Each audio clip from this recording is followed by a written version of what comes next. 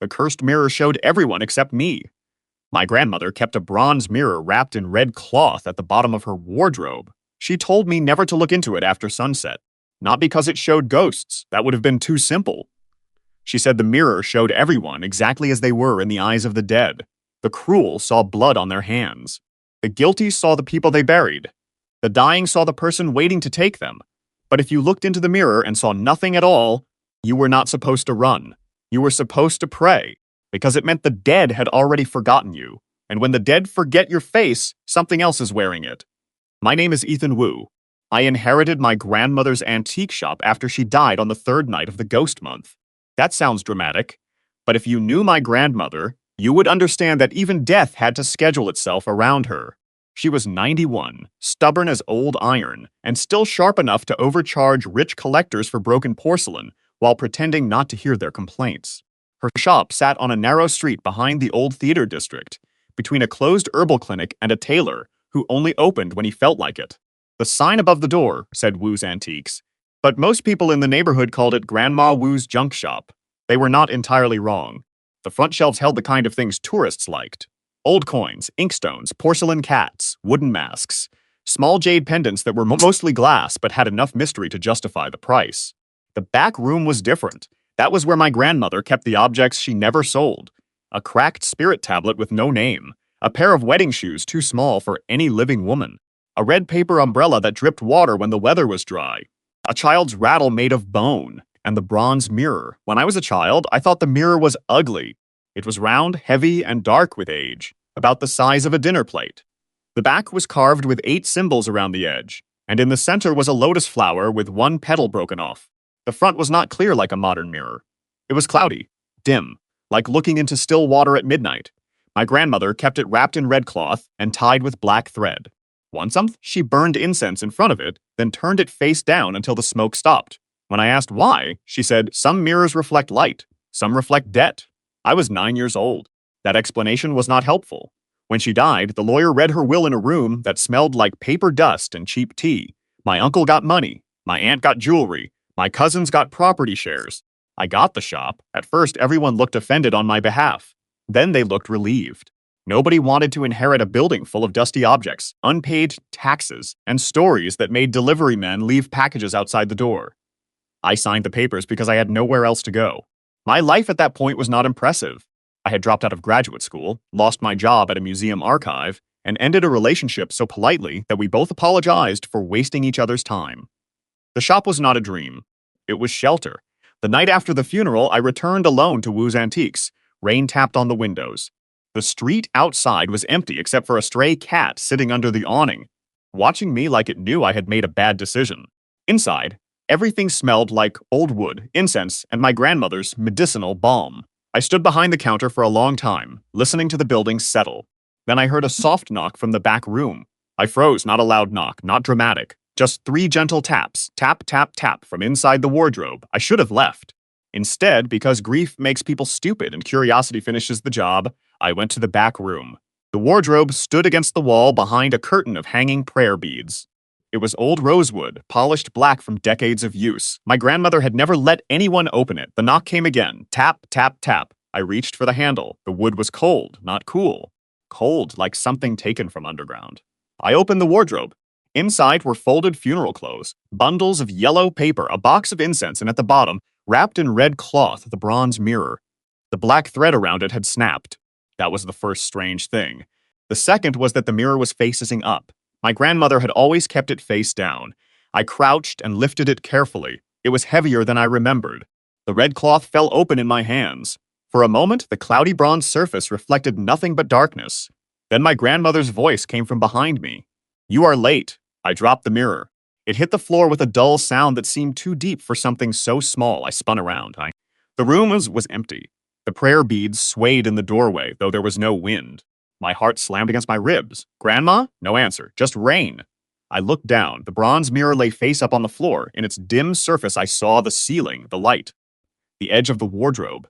And behind me, where the room itself was empty, I saw my grandmother standing in her funeral clothes. Her hair was pinned neatly. Her mouth was closed. Her eyes were open. I could not move. In the mirror, she raised one hand and pointed to the front of the shop. Then her reflection mouthed one word. Customer. The bell above the front door rang. Ding. I do not remember picking up the mirror. I only remember standing behind the counter a few seconds later, holding it against my chest like a shield. A woman stood inside the shop. She was young, maybe late 20s, dressed in a beige coat soaked from the rain. Her hair clung to her cheeks. She carried a black leather handbag with both hands, gripping it so tightly her knuckles had gone white. "I'm sorry," she said. "The door was open." It had not been. I had locked it. I looked at the door. The lock was still turned. The woman followed my gaze and swallowed. "I need help." I almost laughed. At that hour, in that weather, in that shop, those were never words that led anywhere normal. "We're closed," I said. She looked past me toward the back room. "Mrs. Who said you would help?" My mouth went dry. "My grandmother is dead." The woman's eyes filled with tears. "I know." The bronze mirror grew colder in my hands. I set it slowly on the counter, face down. "What's your name?" "Claire Bennett. American." Her accent was local, but her last name did not match the little red thread bracelet tied around her wrist. My grandmother used to give those bracelets only to people who had seen something they were not supposed to see. "How did you know my grandmother?" I asked. Claire opened her handbag and took out a small photograph. She placed it on the counter. The photo showed Claire as a child, maybe 6 years old, standing in front of my grandmother's shop. My grandmother stood beside her, one hand resting on Claire's shoulder. Behind them, half hidden in the doorway, stood a man with no face. Not blurred, not scratched out. No face. Just smooth skin where features should have been. I stared at the photo, Claire whispered. "It followed me home when I was little." I looked up at her. "What did?" She did not answer immediately. Outside, thunder rolled across the city. The lights in the shop flickered. Claire's voice dropped. "The thing in the mirror." The bronze mirror on the counter knocked once. Not from outside. From within. Claire flinched. I did too, though I tried to make it less obvious. My grandmother had handled this sort of thing with calm authority. She would have lit incense, read the room, insulted the ghost, and charged extra for rain. I had inherited the shop, not her confidence. "What do you want from me?" I asked. Claire reached into her bag again. This time, she pulled out a shard of glass wrapped in white cloth. The moment it touched the counter, every porcelain cat on the shelf turned its head toward us. Slowly, one by one, click, click, click. Their painted eyes faced the cloth. I stared at them. Claire started crying silently. I unwrapped the cloth. Inside was a broken piece of mirror, not bronze.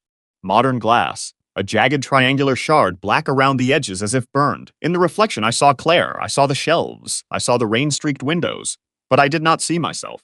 There was an empty space where my reflection should have been. I leaned closer. Still nothing. The mirror shard showed the room behind me perfectly. But where I stood, it showed only darkness. My grandmother's warning rose in my mind. If you look into the mirror and see nothing at all, do not run. Pray. Because it means the dead have already forgotten you, Claire whispered. It started doing that 3 nights ago. I looked at her. "With you?" She shook her head. "With my husband." That was when I noticed the ring on her left hand. "What happened to him?" "He came home from work late," she said. "He was acting strange. Quiet. Like he was listening to someone I couldn't hear. When he went to the bathroom, I heard him talking to the mirror." "What was he saying?" Claire's face tightened. "He kept saying, 'That isn't my face.'" The lights flickered again. I turned the bronze mirror face up. The surface was dark. Too dark. I asked, "Where is your husband now?" Claire looked at the floor. "At home. Alive?" She pressed both hands over her mouth. That was answer enough. I wrapped the mirror shard again. "I'm not my grandmother," I said. Claire looked up sharply. "I don't know what she promised you. I don't know how to fix this. I don't even know why the mirror isn't showing my reflection." A voice spoke from the back room. "Because it isn't yours anymore," Claire screamed. I turned. In the doorway stood my grandmother. Not solid, not quite transparent.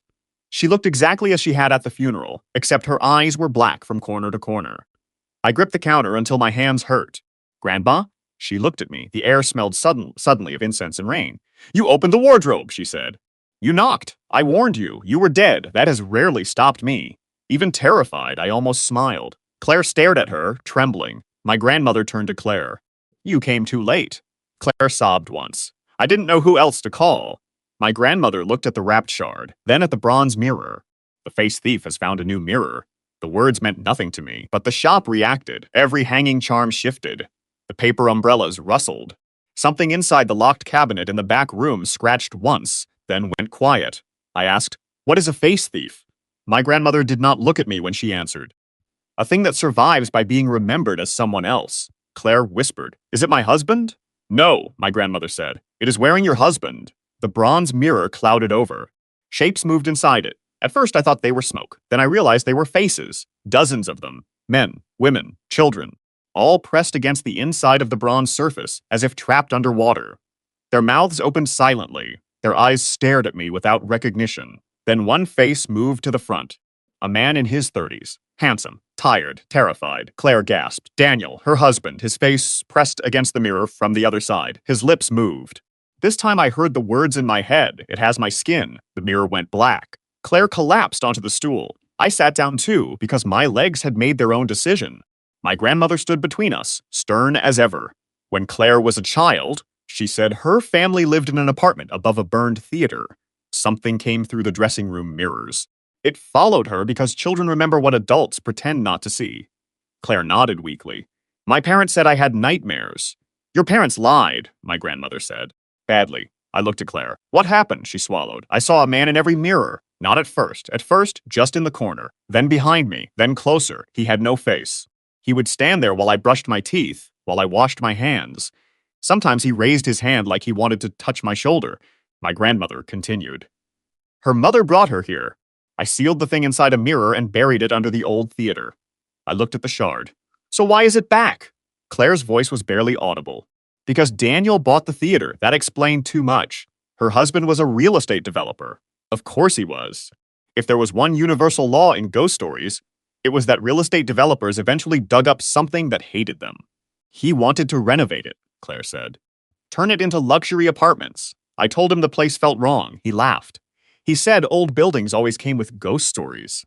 They often do, my grandmother said, because old buildings are full of ghosts. Claire wiped her face. 3 nights ago, construction crews found a sealed room under the stage. Inside was an old mirror, wrapped in red cloth. My grandmother's black eyes narrowed. Did they break it? Claire looked at the shard. Daniel said it cracked when they moved it. No, my grandmother said. It let itself crack. The shop windows rattled. Outside, the rain stopped all at once.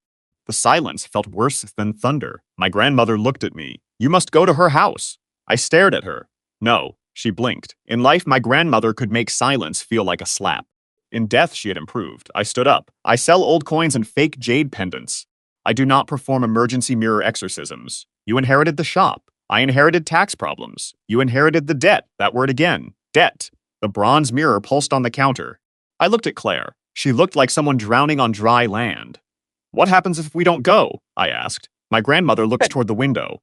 In the dark glass, for half a second, I saw my reflection.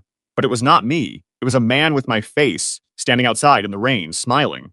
Then the reflection vanished. My grandmother said, then by morning, there will be 2 of you. Claire lived in a narrow townhouse near the old theater district. The street was quiet when we arrived, too quiet for a city that never shut up. My grandmother could not leave the shop in a normal way.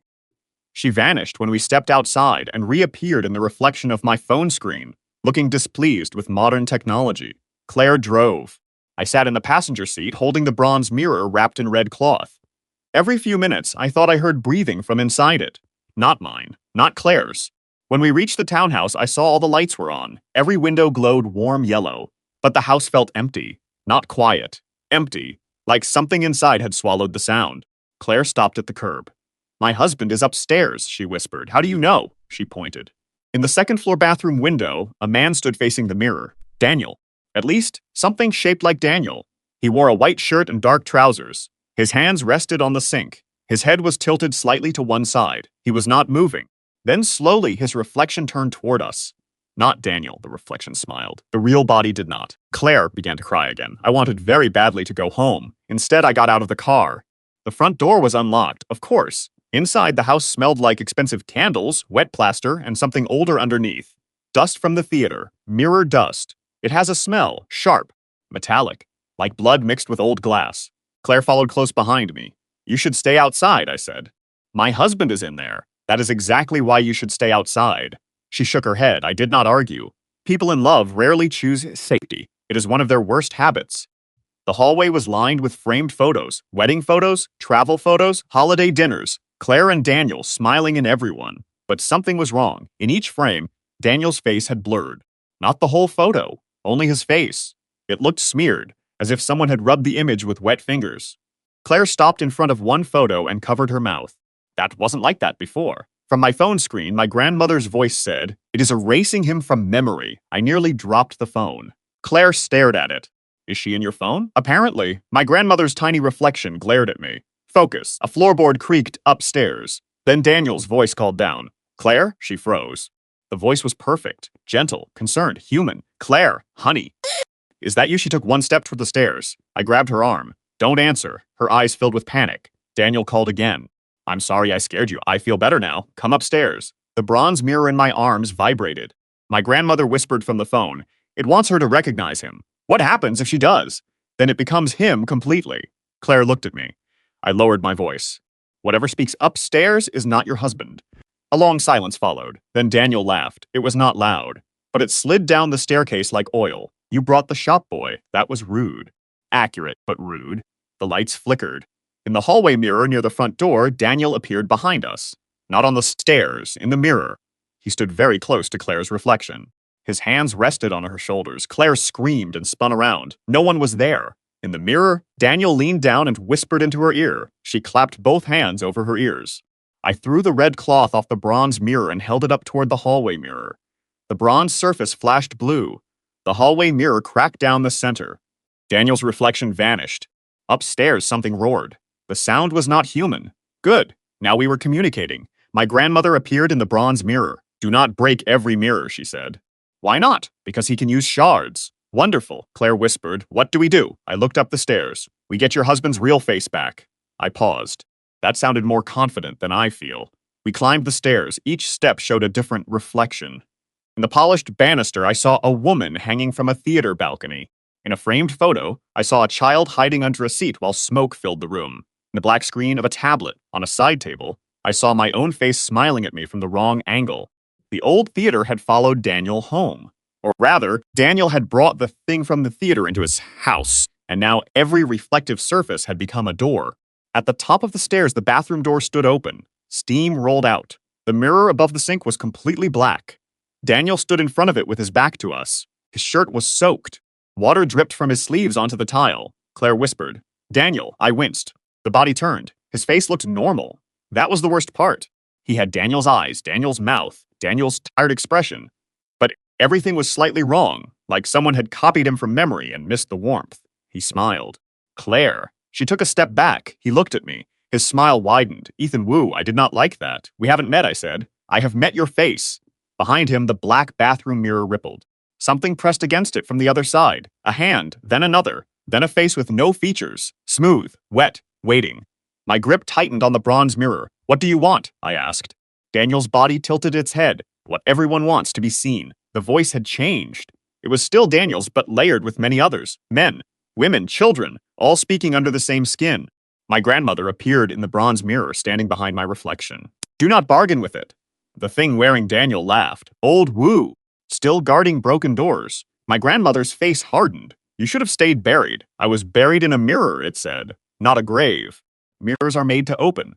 Claire cried out, "Where is my husband?" Daniel's face softened. For 1 second, the real Daniel surfaced. His eyes widened. "Claire," he whispered. "Don't look at me." Then his face went slack. The thing returned. "There he is," it said, still making noise. I raised the bronze mirror. The thing stepped back. Good. It feared the old mirror. That meant the mirror could hurt it. Or it feared who was inside it. "Grandma, hopefully." I asked, "Why can't I see my reflection?" The thing smiled with Daniel's mouth. "Because your grandmother sold it." The words hit the room like a dropped stone. I looked at the bronze mirror. My grandmother's reflection went still. "Grandma?" She did not answer. The thing leaned against the sink. "You never wondered why the shopping accepted you? Why the dead recognize your name but not your face?" The bathroom lights dimmed. Claire whispered my name, but I barely heard her. The thing continued. "When you were born, something followed you from the temple. Something hungry. Your grandmother was clever. She gave it your reflection instead of your soul." My hands went numb. I remembered the story my grandmother told me. I had been left outside a temple in a storm. A red string around my wrist. A birth chart in my blanket. She had never told me who brought me there, or what came with me. The thing smiled. "Every mirror has known you were missing since you were a child." I looked into the bronze mirror. My grandmother would not meet my eyes. That hurt more than I expected. "You gave away my reflection?" "To keep you alive," she said quietly. "That feels like something you mentioned before death." "You were 9 days old." I learned words later. The thing laughed. The black mirror behind Daniel rippled again.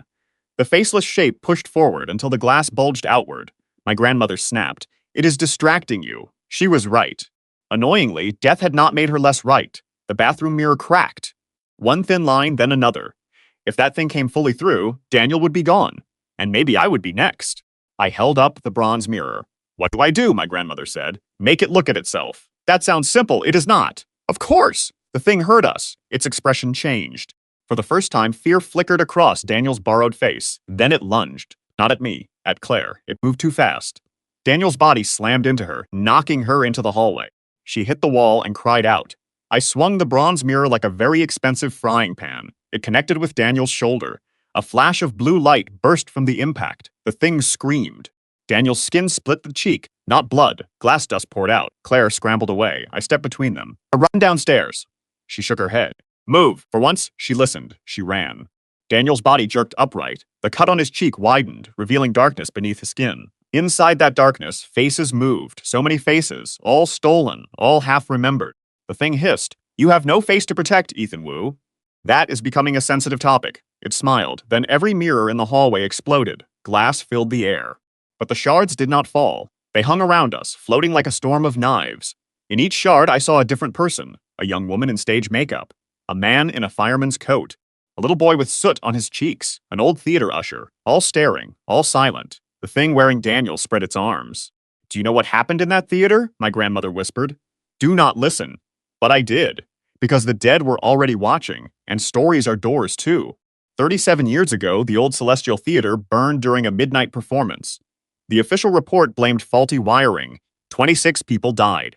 Most were trapped behind locked emergency exits. The owner had chained them shut to stop people from sneaking in without tickets. Among the dead was an actor named Adrian Vale, a man famous for playing monsters on stage. He survived the fire for almost an hour inside a dressing room lined with mirrors. By the time firefighters found him, his body was burned beyond recognition. His face was gone, but mirrors remember faces. Especially the last one a person sees while dying. Adrian's rage soaked into the dressing room mirrors. Over time, that rage became something else. Not a ghost, not a demon. A hunger made of reflection and memory. It stole faces first from the dead, then from the living who remembered the fire, then from anyone who looked too long. My grandmother sealed it when Claire was a child, because Claire had seen it in the old apartment above the theater. But seals age, developers break walls, and hungry things wait. The shards trembled around me. Daniel's body took one step closer. Your grandmother trapped me with stolen names, the thing said. But she could not destroy me. No one can destroy what everyone refuses to remember. That was the key. Refuses to remember. The victims of the theater fire had become a forgotten footnote. The building changed hands. The story faded. The dead were reduced to numbers in an archive. A thing that fed on stolen faces could grow strong where no one remembered the real ones. I looked at the faces in the glass. They were not attacking me. They were waiting. I lowered the bronze mirror slightly. My grandmother said, Ethan. I asked, what were their names?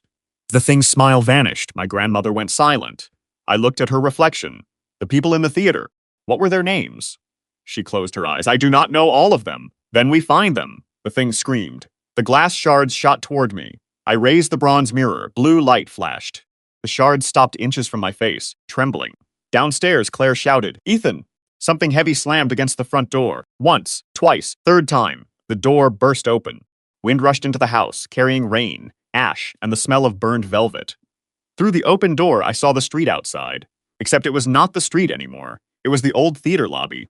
Red carpet, golden lights, smoke swirling the ceiling. People stood in the darkness beyond the entrance.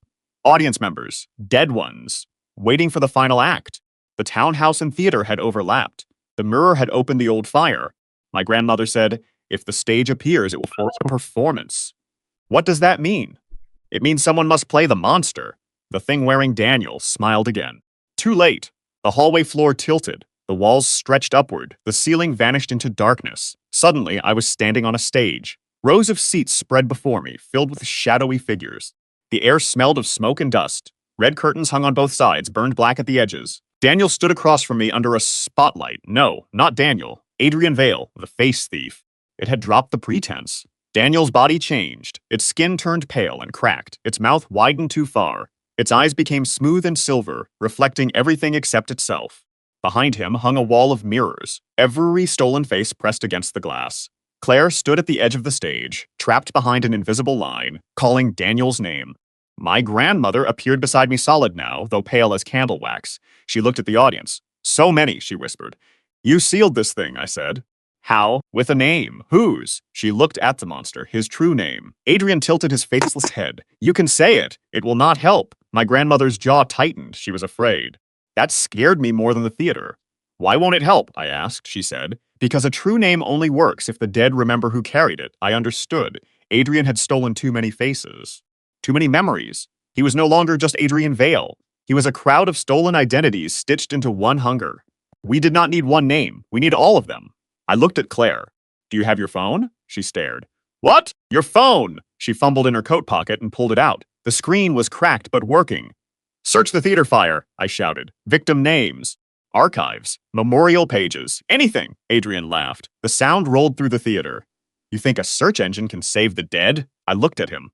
It has done stranger things. Claire started typing with shaking hands. Adrian moved. The stage lights exploded, one by one. Darkness dropped around us. My grandmother grabbed my wrist. Hold the bronze mirror up, I did. In its surface, I saw the stage, the audience, Adrian, Claire, my grandmother, but still not myself. The absence hurt now. A blank place in the world where I should have been. Adrian noticed. You want it back, he whispered. The darkness around me shifted. You want to see yourself? I did. Of course I did. Everyone thinks they know their own face until it is gone. I had spent my life avoiding mirrors without knowing why. In photos, I always looked slightly blurred. In reflective windows, I saw only movement. I had told myself it was bad lighting, cheap glass, imagination. But some part of me had always known something was missing. Adrian stepped closer. I can give it back. My grandmother tightened her grip. No. Adrian raised one hand. In the mirror wall behind him, a face appeared. Mine. At least, I thought it was mine.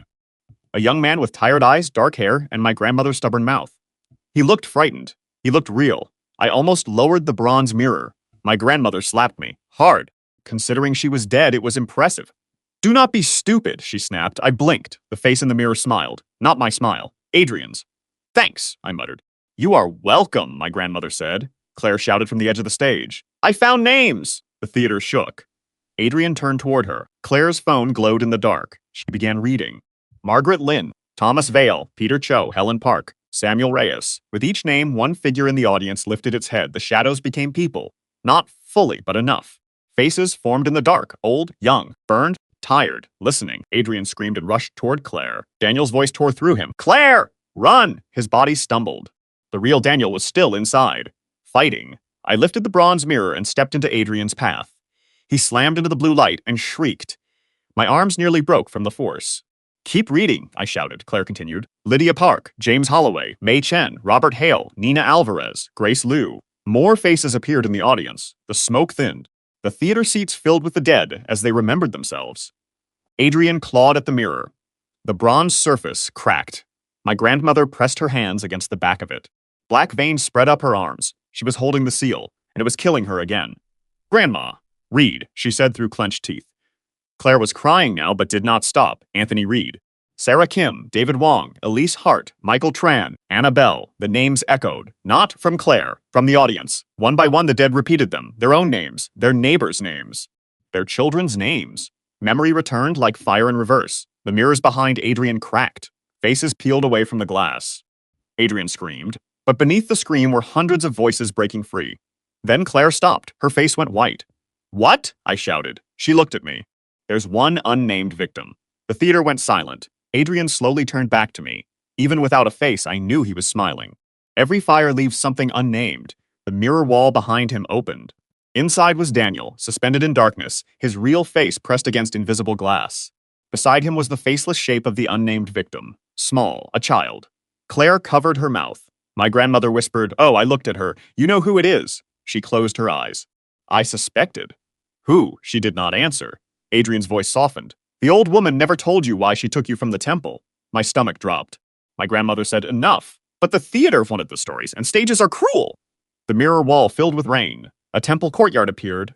Thunder, a basket. A baby wrapped in cloth, me. Beside the basket stood a woman with her face burned away. She wore a theater usher's jacket. In her arms, she held something wrapped in red cloth, the bronze mirror. My grandmother, younger then, ran into the courtyard. She found the baby, found the birth chart, found the red string. The faceless woman bowed once, then vanished into the rain. The vision ended. I could not breathe. My mother, I said. My grandmother's silence answered. Claire whispered, Ethan. Adrian stepped closer. The unnamed victim had a son, a baby hidden before the fire, a face the dead never learned. Your mother gave you away, so I would not find you. My hands shook. The bronze mirror grew heavy. Adrian's silver eyes reflected my missing face. I have been looking for you for 26 years. My grandmother's voice broke for the first time. She was named Lily Wu before marriage. She worked at the theater to pay for medicine. She hid you in the temple before returning to help others escape. Tears burned my eyes. You told me my parents abandoned me. I told you what kept you alive. That is not the same thing. No, she said. It is not. The child-shaped shadow in the mirror wall pressed its hands against the glass. Not my mother, someone else. The unnamed victim. Adrian had hidden one name to keep himself anchored. If we could name that child, the seal would close. But no archive had it. No record, no memory. Unless my mother knew. I looked at the audience. The dead watched me. Among them, a woman stood in the back row. Her face was burned, but her eyes were clear. She wore a theater art jacket. My mother. I knew her before anyone said it. Some memories do not need mirrors. She looked at me, then at the child's shadow. Her mouth moved. I could not hear her. Adrian lunged. My grandmother pushed me aside. He struck her instead. His hand passed through her chest and came out holding a string of blue light. Her spirit cord, she gasped. Grandma! Adrian pulled. The bronze mirror cracked again. My grandmother's form flickered. I ran at him, but he threw me across the stage with one hand. I hit the floor hard enough to taste blood, Claire screamed. Daniel's body convulsed. My mother in the audience raised both hands, desperate, trying to speak through death and smoke and 37 years of silence. I crawled toward the bronze mirror. My grandmother was fading. Adrian held her spirit cord like a trophy. The dead forget, he whispered. That is how I survive. I looked at my mother. Her lips moved again. This time I understood one syllable. Ben. Not enough. She repeated it. Ben. Ben. My grandmother saw her. With the last of her strength, she turned her head toward me. Benjamin, she whispered. The child's name was Benjamin. Adrian froze. The whole theater held its breath. I stood gripping the bronze mirror in both hands. Then I shouted into the dark. Benjamin Hale. The child's shadow in the mirror wall lifted its head. A face appeared, small, soot-streaked, terrified, human. The audience whispered the name Benjamin Hale. Again, louder, Benjamin Hale. The mirrors behind Adrian shattered, not outward, inward. Every stolen face tore free from him at once. Daniel fell from the mirror wall onto the stage, gasping. Claire ran toward him. Adrian screamed as the audience stood. The dead moved as one. Not angry now, certain. They reached for him with hands made of smoke, ash, and memory. Adrian fell back. No, he hissed. I am the face you remember. My mother stepped onto the stage. Her burned face did not change, but somehow she was beautiful. She looked at Adrian and said clearly, we remember ourselves. Then the dead took him. There was no explosion, no dramatic fire. Just a sound like 1,000 mirrors being turned face down. Adrian collapsed inward, folding into smaller and smaller reflections until nothing remained but a black piece of glass on the stage. The theater disappeared. I was back in Claire's townhouse, lying on the bathroom floor. Water dripped from the sink. Claire held Daniel in the hallway. He was alive, shaking, his real face restored. The bathroom mirror was broken. Every reflective surface in the house had gone dark. The bronze mirror lay beside me, cracked from top to bottom. My grandmother sat against the bathtub, fading. I crawled to her. No, I said. No, no, no. She looked annoyed. Do not whine. It is unattractive. I laughed and cried at the same time. You lied to me. Yes, for my whole life. Yes, I'm angry. You should be. I swallowed hard. Was that really my mother? My grandmother's face softened. Yes, why didn't she stay? She was dead, Ethan. That has rarely stopped this family, she smiled. For a moment, she looked alive again. She stayed as long as she could. I looked down at the bronze mirror. In its cracked surface, I saw nothing. Still nothing. My grandmother followed my gaze. Your reflection was never gone, she said. It was hidden. Where? She reached out and touched my chest, where no mirror could steal it. Her hand became cold light. Your face is not what glass gives back. It is what the people who love you refuse to forget. I wanted to tell her that was too sentimental, that she would have mocked anyone else for saying it. But I could not speak. Her form thinned. Grandma. She looked at me. The blackness had left her eyes. They were her eyes again, sharp, tired, kind in the way she never admitted. Keep the shop open, she said. I don't know how. You will learn. I don't want your debts. Nobody does. She smiled faintly. That is why they are debts. Then she was gone. The bathroom lights came back on. Claire sobbed quietly over Daniel. Outside, sirens approached. Someone must have called the police when the house started screaming. Or maybe when all the windows turned black. Neighbors are selective, not blind. The official explanation was carbon monoxide poisoning, stress, and structural damage from the old theater renovation. That explanation was nonsense, but it was convenient nonsense, and the living love convenience. Daniel survived. He remembered enough to cancel the development project, donate the old theater site for a memorial, and pay for proper research into every person who died in the fire. Claire came to the shop 2 weeks later. She brought flowers for my grandmother and an envelope full of old theater records.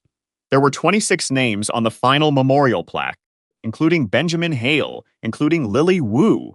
My mother, I stood in front of that plaque for an hour the day it was installed. I expected to feel something dramatic, closure, peace. A great spiritual moment. Mostly I felt sad, but it was a clean sadness, that matters. After the ceremony, I returned to the antique shop. The wardrobe in the back room stood open. The bronze mirror rested inside, wrapped again in red cloth. I did not put it there. On top of the cloth was a note written in my grandmother's handwriting. Do not sell this. I almost laughed. Even dead, she was bossy.